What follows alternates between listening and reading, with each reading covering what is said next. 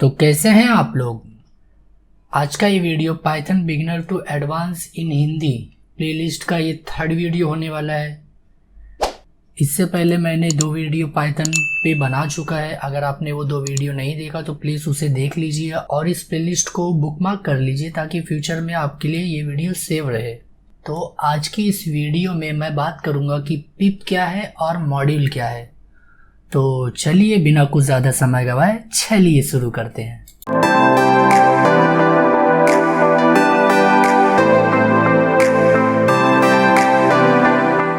तो पहले मैं आपको बता देता हूँ कि पिप क्या होता है। पिप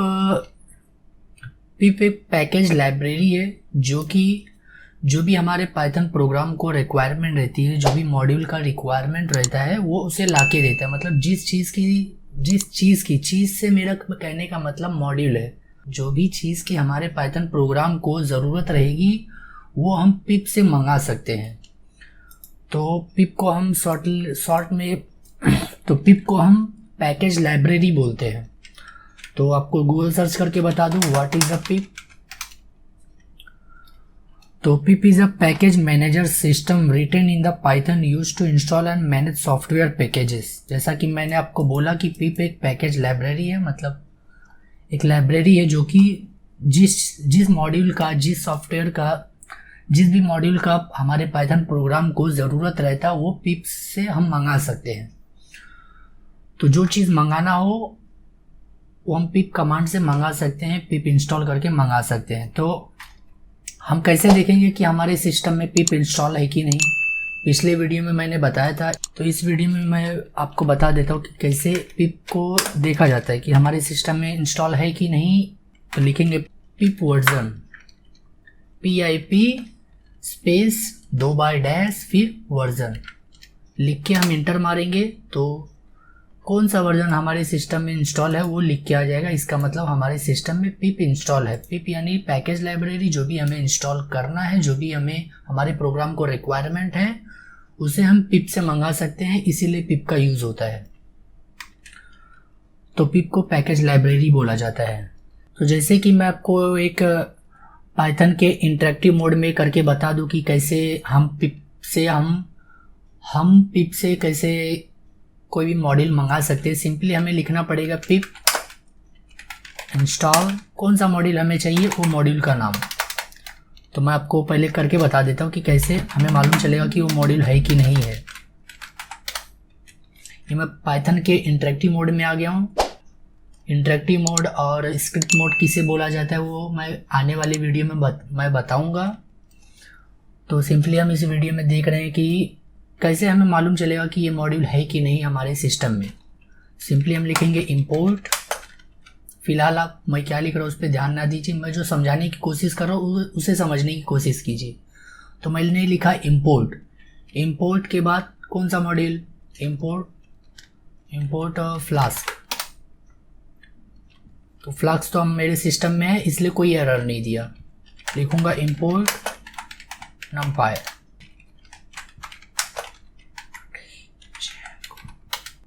तो फ्लास्क numpy पांडा ये पहले से ही मेरे सिस्टम में इंस्टॉल था, इसीलिए कोई एरर नहीं है। लेकिन आपने जैसे ही मैं यहाँ लिखता हूँ इंपोर्ट डिजेंगो एक फ्रेमवर्क है जो कि वेब डेवलपमेंट में काम आता है।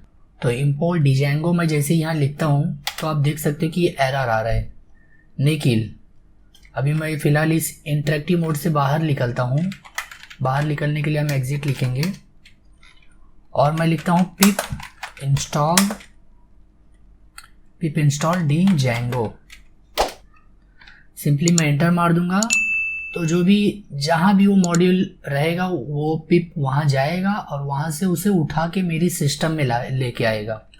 तो इस तरह हम कोई भी नया मॉड्यूल हम अपने सिस्टम में इंस्टॉल करेंगे पिप का यूज़ करके। अभी मैं फिर वापस इंटरेक्टिव मोड में जाता हूँ पाइथन के। सिंपली पाइथन मार के इंटर मारूंगा, मैं इंटरेक्टिव मोड में आ गया।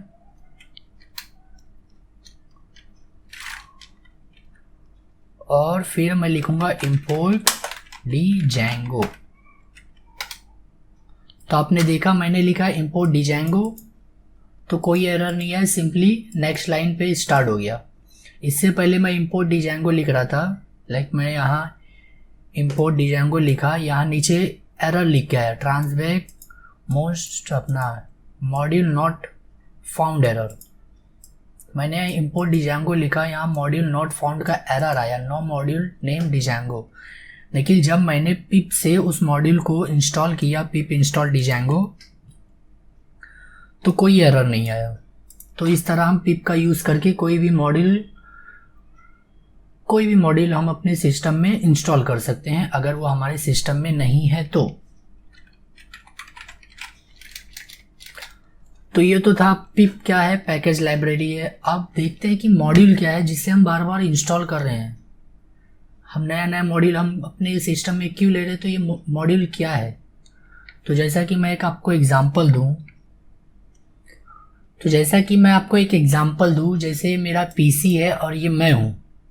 कार्टून अच्छा नहीं है, लेकिन आप मैं क्या बोल रहा हूँ वो समझने की कोशिश कीजिए। ये मेरा पीसी है, ये मैं हूँ, इसमें 4 GB रैम स्लॉट में लगा हुआ है, तो मैं इसको यूज़ करता हूँ आसानी से। लेकिन कुछ ऐसा सॉफ्टवेयर यूज़ करना है जो कि 4 GB उसके लिए सफिशिएंट नहीं है, तो मुझे क्या करना होगा, 4 GB से इसका रैम बढ़ाना होगा, मतलब मुझे मेरा सिस्टम अपग्रेड करना होगा। तो उसके लिए मुझे क्या करना होगा, मुझे 4 GB और चाहिए, तो मैं 4 GB और मार्केट से खरीद के लेके आके एक नए स्लॉट में लगाऊंगा, 4 GB रैम और एक्स्ट्रा बढ़ाऊंगा। तो उसके लिए मैंने क्या किया, 4 GB तो पहले से था और एक्स्ट्रा जो 4 GB का रिक्वायरमेंट था, तो मेरे पीसी में तो 4 GB पहले से लगा था, लेकिन मैंने अभी एक नया सॉफ्टवेयर यूज़ करना है मुझे, तो उसमें और रैम की ज़रूरत है, जिसके वजह से मुझे क्या करना होगा, 4 GB या जो भी जितना भी GB आपको लेके आना है, जितना भी GB मुझे लेके आना है वो मैं लेके आऊँगा।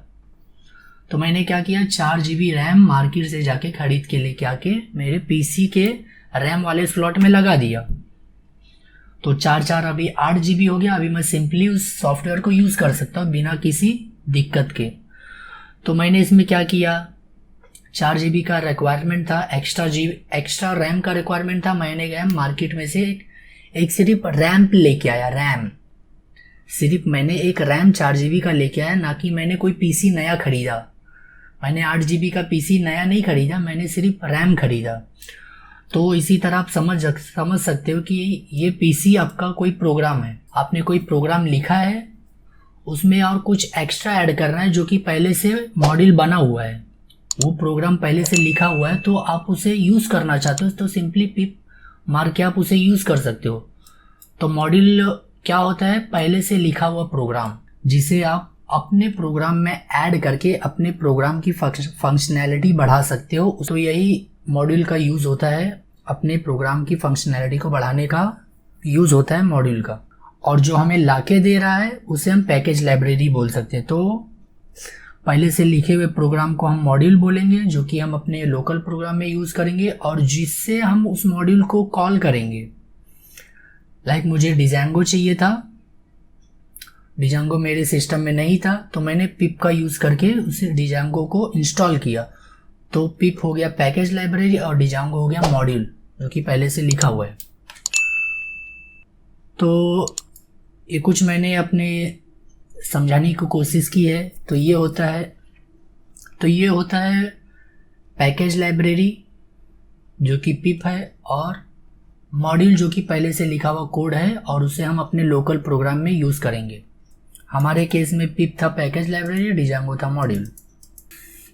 तो मैंने समझाने की कोशिश की है। अगर आपको समझ में आ गया तो प्लीज़ इस वीडियो को लाइक कीजिए और कमेंट में लिखिए मुझे समझ में आया।